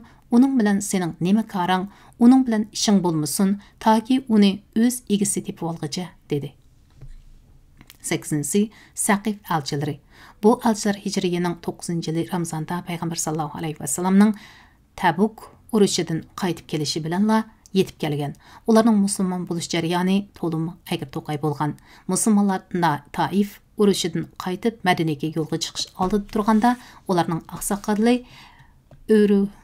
Urva ibn Mas'ud Saqafi payg'ambar sallallohu alayhi vasallamning oldiga kelib musulmon bo'ldi va Taifga qaytib Saqiflarni musulmon bo'lishga da'vat qildi. U xalqim menga itoat qiladi, menga agishidi deb o'ylagan edi. Chunki u Saqif xalqi ichida yuqori obro'ga ega nomdor shaxs edi. Jami xalq uni o'z farzandlaridan bakrak suyatdi va himoya qiladi. U vaqtim Saqif xalqini islomga chaqirdi. Ular buningga ma'qul bo'lish u yoqda tursin, aksicha uningga qarshi chiqib, har tarafdan o'q yog'dirib, uni o'ldirib qo'yishdi. Ardın bir neçe ay ötüp, ularning atrofidagi musulmonlar bo'lib, payg'ambar sallallohu alayhi vasallamga al bo'lgan jimi arablar bilan qarshilashib o'tolmaydiganligiga ko'z yetib, sarosimga tushdi va aradan bir odamni payg'ambar sallallohu alayhi vasallamga elchilik avatmoqchi bo'ldi. Ular Abdiya Layl ibn Amrini tanladi va uningga bu taklifni berdi. Abdiya Layl ibn Amri unimadi. Chunki u bu vazifani o'rlab kelsa, Urviga o'xshash qismatga qilishdan ansiragan edi. U mundaq dedi: "Men bu vazifani ado qila olmayman, biroq bir qancha odam bilan birga borsak mayli." Shuning bilan ular Abdiya Layl ibn Amriga ittifoqdosh qabillardan 2 kishini, Bani Malik qabilasidan 3 kishini, qetib 6 kishining bir o'mak tashkilladi. Ularning ichidagi Osman ibn Abul As Saqafi o'magi ichidagi yeshi eng kichik elchi edi. Elchilar Madinaga yetib kelibdi. Payg'ambar sallallohu alayhi vasallam Qur'on anglasin va kishilarning namoz o'qig'ini ko'rsin uchun ularga masjidning bir chetidan alayda bir chedir tayyorlab berdi. Ular payg'ambar sallallohu alayhi vasallam bilan atigan oqshomda uchrashib turdi. Payg'ambar sallallohu alayhi vasallam ular bilan har qatim uchrashganda ularni musulmon bo'lishga da'vat qildi. Oxiri ularning boshlig'i payg'ambar sallallohu alayhi vasallamdan Madina taraf bilan Saqif o'tirsidagi bir kelishim tuzishdi. Hujjatga Saqif xalqi uchun zinaxo'rlik, jinsiy erkinlikka, aroqkashlik va jazonxo'rlikqa yo'l qo'yishni, lat butini chiqvatmaslikni, ulardan namozni kechirim qilish va kichik xususiy butlarni ularning o'zlariga chaqqili salmaslik, ondan ular al bo'lish qatorliq mazmunlarni kirgizishni shart qildi. Payg'ambar sallallohu alayhi vasallam bu shartlarning birini qabul qilmaydiganligini aytgan edi. Ular yana chedirga kirib maslahatlashdi va o'zaro qo'l-qo'l qilishdi. Oxiri ular payg'ambar sallallohu alayhi vasallamga taslim bo'lmoqdan boshqa chiqish yo'li yo'qligini his qilishib, o'zlarining musulmon bo'lganligini bildirishdi. Faqat lat butini payg'ambar sallallohu alayhi vasallam odam avatib chaqtirvassa fikri yo'qligini, ammo Saqif xalqi bu butni o'z qo'llari bilan chaqmaydiganligini shart qildi. Payg'ambar sallallohu alayhi vasallam ularning bu shartiga qo'shildi va ularga bir qancha maktub yozib berib, Osman ibn Abul As Saqafini ularga amr qilib tayinladi. Sababi u elchilar orasida islomiy bilimlarni egallashga, Qur'on o'qishga, diniy ahkomlarni o'rgatishga eng qiziqadigan kishi edi. Elchilar har kun atigan payg'ambar sallallohu alayhi vasallam bilan uchrashish uchun uni yotiqida qoldirib qo'yib chiqib ketsa, u berib masjiddagi ilmiy suhbatga ishtirok qiladi. Elchilar qaytib kelib tushlikka uxlab qilishsa, u payg'ambar sallallohu alayhi vasallamning qishig'i berib, uningdan Qur'on o'qishni o'rgatdi va diniy ahkomlarni so'raydi. Payg'ambar sallallohu alayhi vasallam uxlab qolgan bo'lsa, Abu Bakr radhiyallohu anhu izlaydi. Osman ibn Abul As keyingi murtadlar zamonida o'z xalqi uchun eng barakatli, to'pisi eng zo'r kishi bo'lib qoldi. Ayni chaqda Saqif xalqimi buzilib murtad dinidan oqquchi bo'lmoqchi bo'lganda, u nasihat qilib, sizlar hammadan keyin musulmon bo'lib, hammadan burun murtad bo'lmanglar dedi. Natijada ular islomda ching turib murtad bo'lmadi. Elchilar Taif Iroqqa qaytib borgandan keyin haqiqiy ahvolni yoshirib, Taif xalqiga urush xavfi borligini uqtirdi va o'zlarining intayin bearamlik, qayg'u hasratga mubtalo bo'lganligini izhor qilishdi. Payg'ambar sollallohu alayhi vasallamning islomdan boshqasini qabul qilmaganligini, ulardan zinoxo'rlik, aroqkashlik, jazonxo'rlikdan qat'iy qo'l uzishni talab qilganligini, bo'lmasa qo'shin tortib kelib urushmoqchi bo'lganligini aytishdi. Buni anglab Saqif xalqining jaholiyatchi mug'ambarligi tutib urush tayyorligida 2-3 kundak aldirash o'tdi. 4-kuni kelganda Alloh taolo ularning qalbiga qo'rqinch solgan chig'i ular qayta yig'ilib, yiliq elchilarga Madinaga qaytib, Muhammadning talabiga kundaganligimizni uqtirsanglar deyishdi. Ish mushu yerga yetganda asr haqiqiy ahvolni oshkorladi va Rasululloh sallallohu alayhi vasallam bilan tuzgan kelishimning mazmunini uqtirdi. Shuning bilan Saqif xalqi tamoman musulmon bo'ldi. Ardın uzun o'tmay payg'ambar sallallohu alayhi vasallam Xolid ibn Valid radhiyallohu anhu boshchiligida bir qancha odamni Lat butidan chiqib etishga avatgan edi. Butun chiqish oldida Mughira ibn Shuyba radhiyallohu anhu hamrohlariga "Men sizlarni bir kuldirib qo'yay" dedi-da, qo'liga bolqini elib, butqa qattiq birni urdi-da, shu an o'zini yerga tashlab tipchaklashga boshladi. Buning bilan atrofda qarab turgan Taif aholisi churqirishib ketdi va Alloh Mughiraga la'nat qilsin, uning Lat taqsirat qildi deyishdi. Bu chaqda Mughira sakrab o'rnidan turib, og'zingni yig'ish, qarg'ish takkurlar. Bu degan aski tom va loyixishlar xolos dedi-da, butxonning darvozasiga birni urib, uni o'rbatdi va yomishib yurib, bu taykilning ustiga chiqdi. Boshqalarmi chiqishdi. Shuning bilan Lat butni guldirilib yiqitib, yer bilan tang tuzilibdi. Hatto butxonlarning ulini qo'lab, u yerdagi zibu-zinnat, kiyim-kechaklarni chiqarib oldi. Saqif xalqi qo'llarini tishlashib hayron qilishdi. Xolid radhiyallohu anhuning odamlari qizibilgan narsalarni elib Madinaga qaytdi. Payg'ambar sallallohu alayhi vasallam u narsalarni shu kuniga qo'shin orasida taqsim qilib berdi va Alloh taolaning o'z mag'firatiga nusrat ato qilganligiga va o'z dinini g'olib qilganligiga hamd va sano o'qidi. 9-si Yaman podsho jamoatining maktub avatishi. Payg'ambar sallallohu alayhi vasallam maktubdan qaytib kelgandan keyin Yaman Himyar podsho jamoatining al bo'lish maktubnomasini topshirib oldi. 10-si Hamdan elchilari. Bu elchilar Hijriyaning 9-yili Tabuk urushidan keyin kelgan. Payg'ambar sallallohu alayhi vasallam ularga bir parcha maktub yozib berdi. Maktubda ularning yo'lsiz talablari qat'iy cheklangan edi va ularga Malik ibn Naman radhiyallohu anhuni amr qilib tayinladi. 11-si Bani Fazara elchilari. Bu elchilar Hijriyaning 9-yili Payg'ambar sallallohu alayhi vasallam Abukdan qaytib kelgandan keyin yetib kelgan.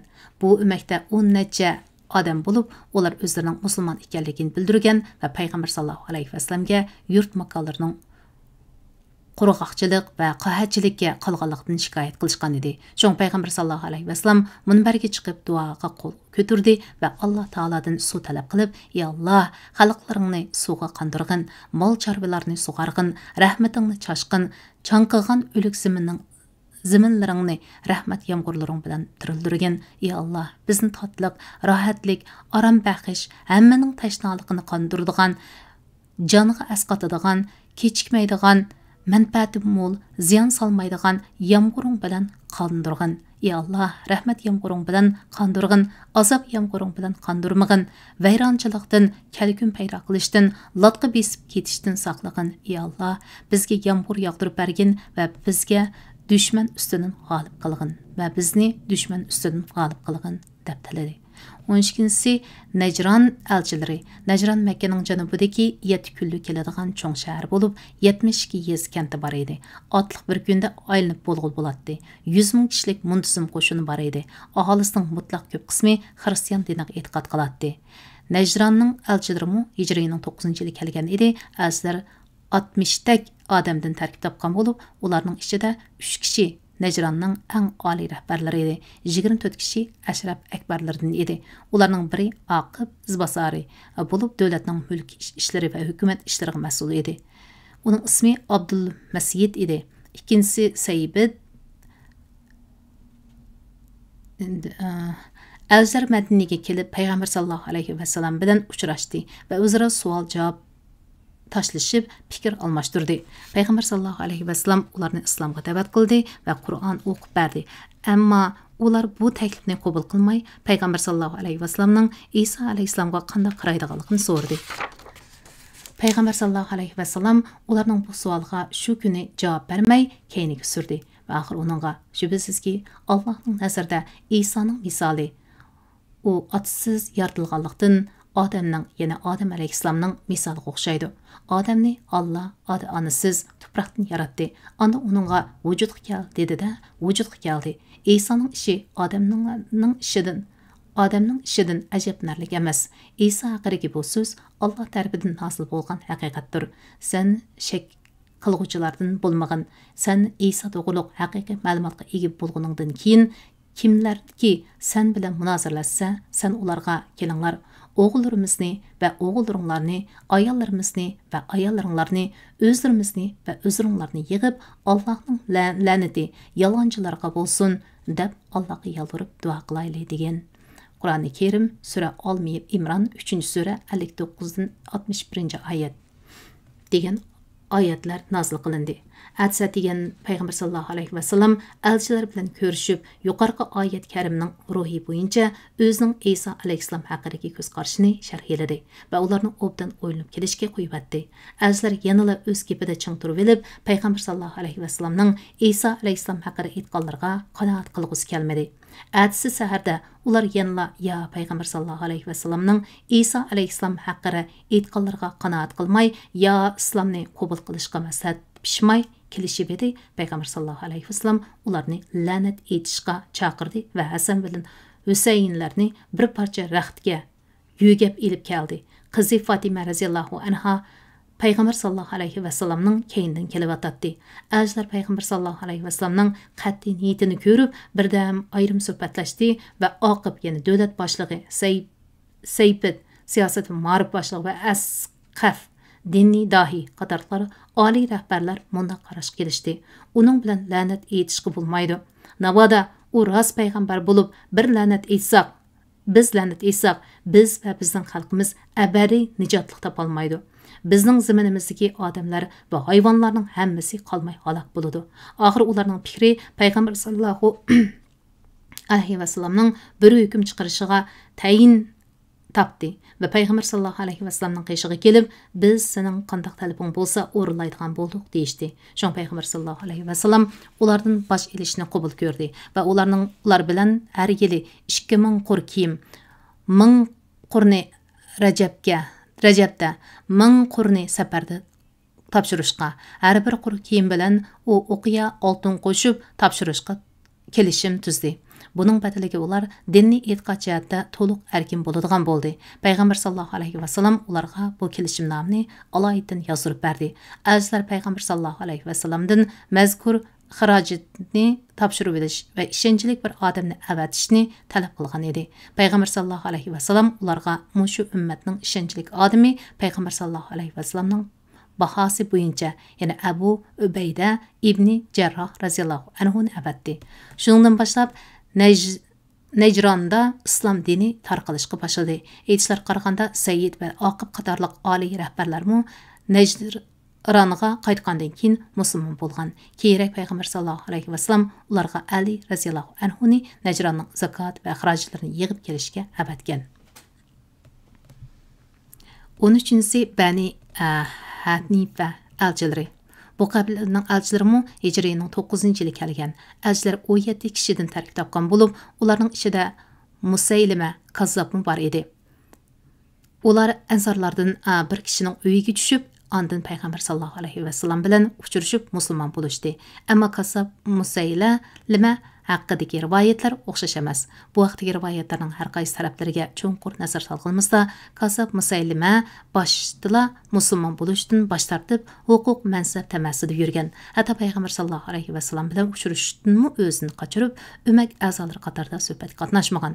Payg'ambar sallallohu alayhi va sallam dastlabda uni chiroyli so'z bilan, iliq muomala bilan qayil qilishga tirishgan, ammo keyincha uning yomon niyati borligini pamlab, keskin pozitsiya tutgan.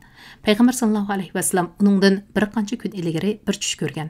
Tushida butun Yarsaminning xazina boyliqlari uningga berilgan va qo'lida 2 dona oltin uzuk paydo bo'lib qolgan. Bu 2 uzuk payg'ambar sallallohu alayhi vasallamga qattiq ig'ir kelgan va uni g'am bosgan. Shu an payg'ambar sallallohu alayhi vasallamga vahiy kelib uni pöyligin deyilgan. Payg'ambar sallallohu alayhi vasallam uni pöylaganda uzuklar arqa-arqadan uchib yo'qolgan. U tushidagi bu 2 uzukni keyincha bosh ko'tarib chiqadigan 2 kazzob yolg'onchiga tatbiqladi. Xo'sh, Musaylima kazzob ana shundoq bo'yin to'lg'algandan keyin Musaylima payg'ambar sallallohu alayhi vasallamga agar sen olamdan o'tgandan keyin ma'yurmurliqni menga iltifot qilsang, ondan sana əgişimen degan edi. Peygamber sallallahu aleyhi ve sellem alaydan onu istab keldi. O qo'lda bir potaq xurma shexini ko'tarib olgan edi. Peygamber sallallahu aleyhi ve sellem bilan billa uning natiqi, ya'ni vakolat so'zlashuvchisi Sabit ibn Qays ibn Shimas raziyallohu anhu bar edi. Ular Musaylima va uning odamlari bilan uchrashdi. Payg'ambar sallallohu alayhi vasallam Musaylimaga o'zi bevosita gap qildi. Musaylima uningga agar xohlasang biz sening ishlaringga aralashmasak, men olamda o'tgandan keyin huquq va hokimiyatni bizga tavsiya qilsang, onda biz senga agashsak dedi. Payg'ambar sallallohu alayhi vasallam uningga keskin radiya berib, agar sen mendan mushu bir tal shoxni so'rgan taqdirdimi, hargiz bermayman. Sen haddingdan oshmag'in. Navoda haqdan yuz o'raydigan bo'lsang, Alloh seni cho'qim halok qiladi. Qasam qilalaymanki, tushimda bisharat berilgan yiliqi qilsab, cho'qim sen ekansan. Ushbu hamrohim Sabit ibn Qays sana javob bersin. Mening sana so'zlab o'tirg'ili vaqtim yo'q, deb qo'yib, orqasiga o'rilguncha ketib qoldi. Oxiri ish payg'ambar sallallohu alayhi vasallam o'ylagan yerdan chiqdi. Musaylima Yamamiga qaytgandan keyin uyan buyan o'ylab, oxir o'zining payg'ambar sallallohu alayhi vasallam bilan tang o'rinda turadigan payg'ambar bo'lganligini jakarlab, payg'ambarlik davosini ko'tarib chiqdi va men payg'ambar deb davrang soldi. U qo'shoq va qofiyalarni to'qib, Qur'onning o'rinda qadas etmoqchi bo'ldi. Yamana xalqi uchun aroq, zinob, pahishvozlikni halol qildi. Shuning bilan u yana payg'ambar sallallohu alayhi vasallamning payg'ambarligini e'tirof qilib, Muhammad barhaq payg'ambardir deydi. Yamanma xalqi uning yolg'on yovdaq so'zlariga oltinib ketdi va uning sanimiga usul o'ynadi. Musaylimaning qilmishlari kun sayin chekidan oshdi. Hatto uning obro'yi eshib Yamanma shafqatchisi deb ataldi. U texim hadini eshib payg'ambar sallallohu alayhi vasallamga maktub yozdi. U maktubida men payg'ambarlikda sana sherik qilindim. Yerim huquq bizning, yerim huquq Qurayshlarning bo'lsin dedi. Payg'ambar sallallohu alayhi vasallam uningga zimin Allohning zimini. Allah uni xohlagan kishiga iltifot qiladi. Oqibat taqvodorlarga mansub deb radiya berdi. Ibn Mas'ud raziyallohu anhudan naql qilingan bir hadisda mundaq deyilgan. Musaylimaning 2 elchisi Ibn Navo va Ibn Aslar payg'ambar sallallohu alayhi vasallamning qishig'iga kelib edi. Payg'ambar sallallohu alayhi vasallam ulardan sizlar ikinglar mening Allohning payg'ambari ekanligimga guvohlik beramsizlar deb so'rdi. Ular biz Musaylima Allohning payg'ambari deb guvohlik beramiz degan edi. Payg'ambar sallallohu alayhi vasallam g'azablanib, Allohga iymon keltirdim, Allohning payg'ambariga iymon keltirdim.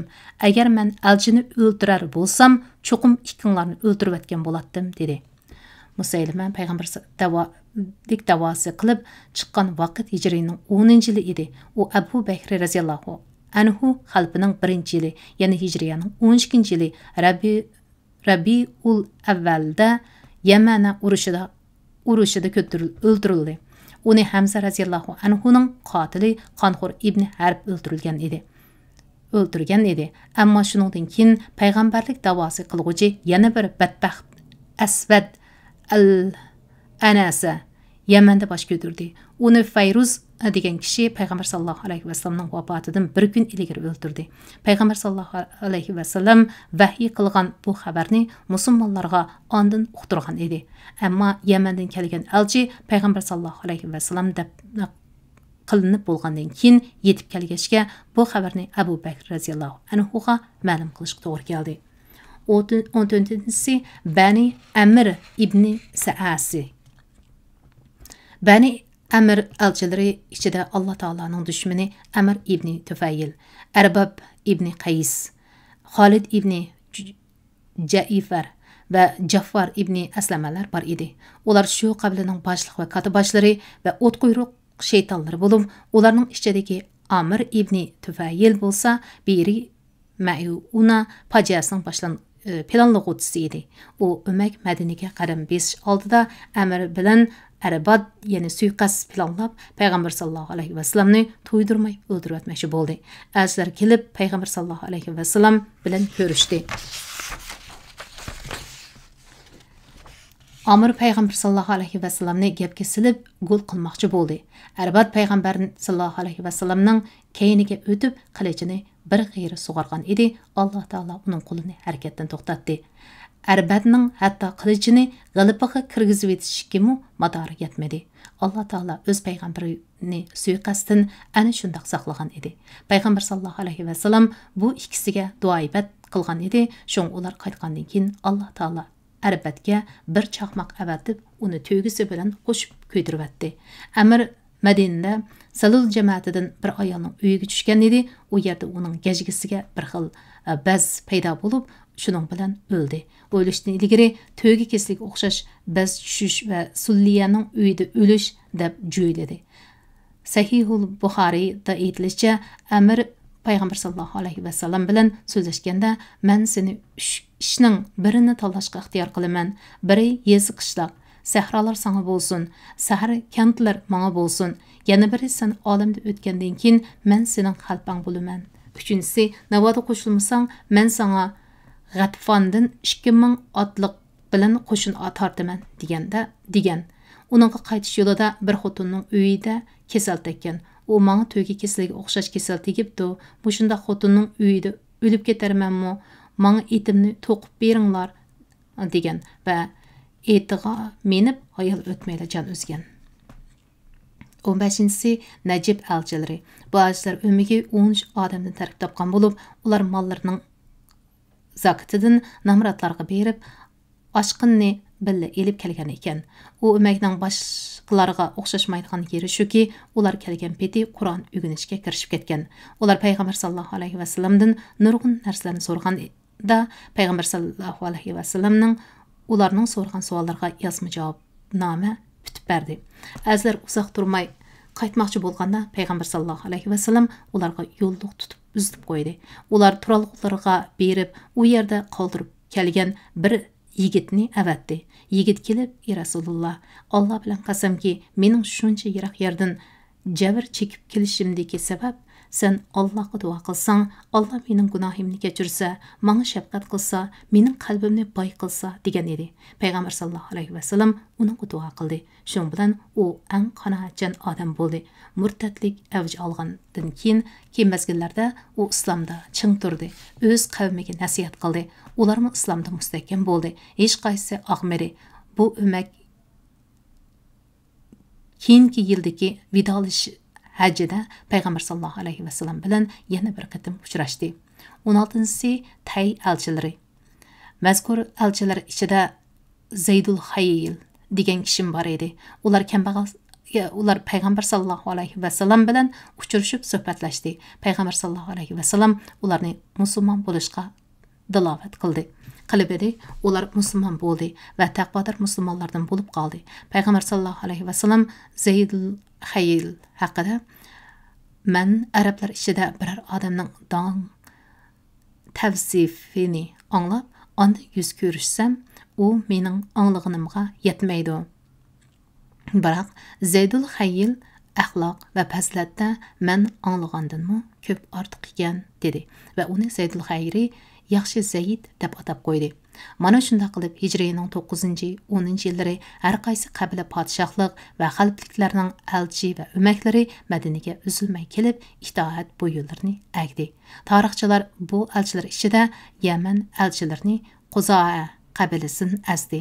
Bani Saad va Uzaym aymoqlarining elchilarini Bani Amr ibn Qays, Bani Asad, Bahroyi, Havlan, Muharib, Bani Haris ibn Kayb, Hamid, Bani Muntahfiq va Silaman, Bani Abbas, Muzayna, Murad, Zubayda qatorliq elchilarni tilga oldi.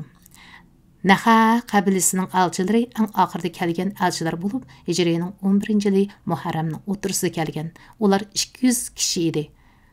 Mazkur elçilərning mutlaq ko'p qismi Hicriyenin 9-10-cu illəri gələn. Az bir qismila Hicriyenin 11-ci yiligacha gələn. Xo'sh.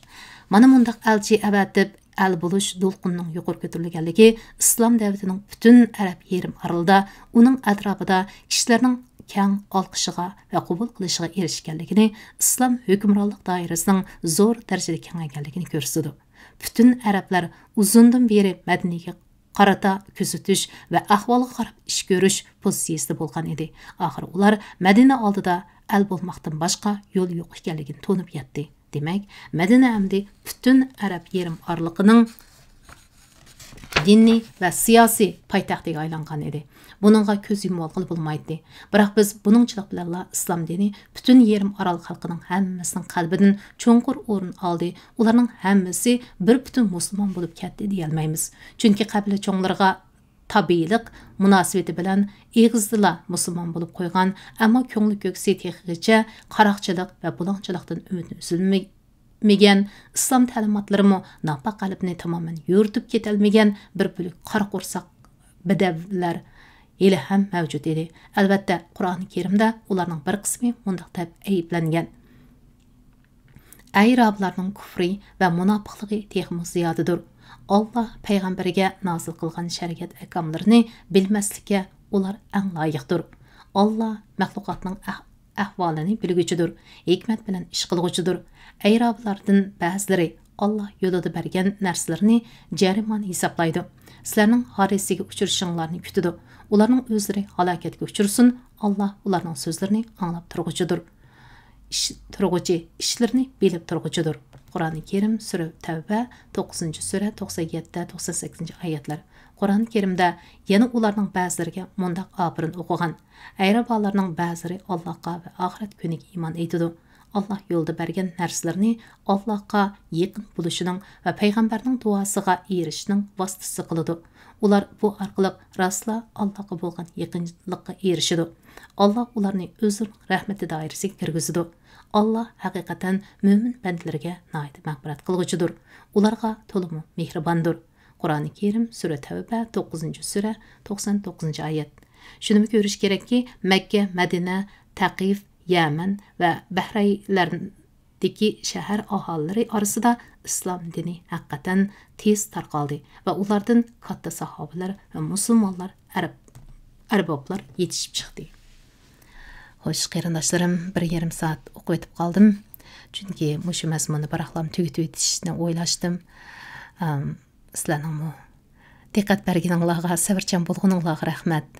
Endi biz keyingi mazmunda da'vatning unumi va uning ijtimoiy ta'siri degan mazmundan boshlab o'qiymiz.